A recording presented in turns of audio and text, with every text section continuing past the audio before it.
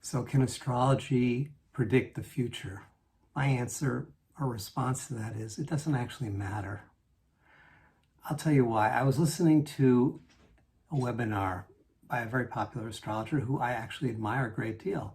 He was promoting and talking about the use of what's called whole sign houses, a particular way of working with the chart. And he was advocating it because of their predictive power. And he asked rhetorically, if we're not trying to predict the future with astrology, what are we doing?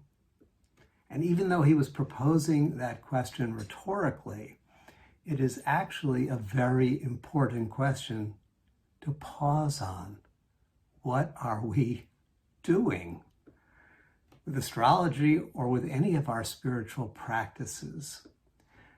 Because in this case, to take that question seriously is an invitation for us to consider not just whether astrology works, but what is it working for? What is astrology in service of or in service to?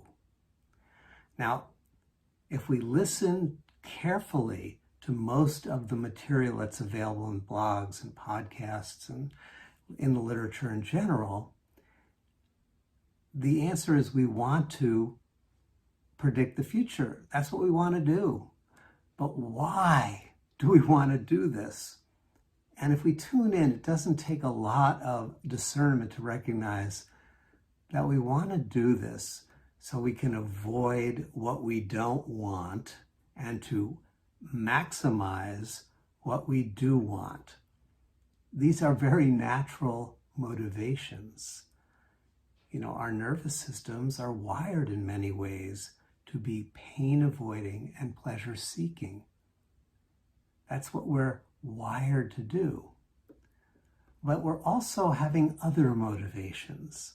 And if we look at the spiritual traditions, the sages and the saints, the yogis and the meditators around the world, they recognize these wirings, they recognize that natural impulse, and they recognize the limited wisdom of that.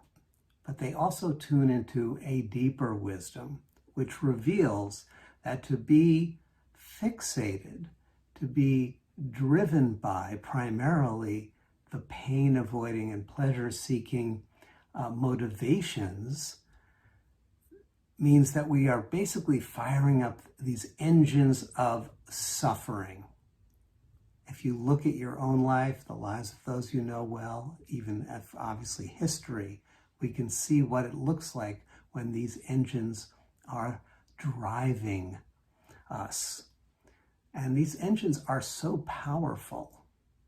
Psychologists certainly have identified this, that we can see how most of our thoughts, most of our emotions, our actions, even our social structures and systems have been harnessed by these energies, enrolled in the service of these impulses of accumulation and of avoidance. And the power of these to enroll us and to enroll our systems and structures doesn't ignore spiritual systems as well.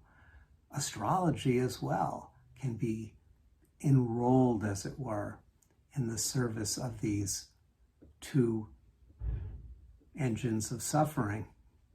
So while astrology can become a foot soldier in the army of avoid pain and maximize gain, or it can also actually, as a spiritual practice, offer us another path, a path that is less focused on predicting and controlling events and more interested in attuning to and living in alignment with the archetypal energies of the soul, which are reflected in the astrological chart. So this is a reorientation and a re-answering of the question, what are we doing? We are moving away from controlling, which is a hopeless effort, into aligning. And this takes us to a fundamental level of orientation that really has nothing to do with which house system one uses or what zodiac is quote unquote the best.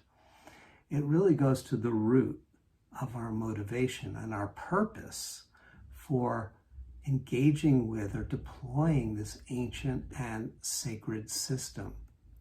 So I would say, in my view, what are we doing here?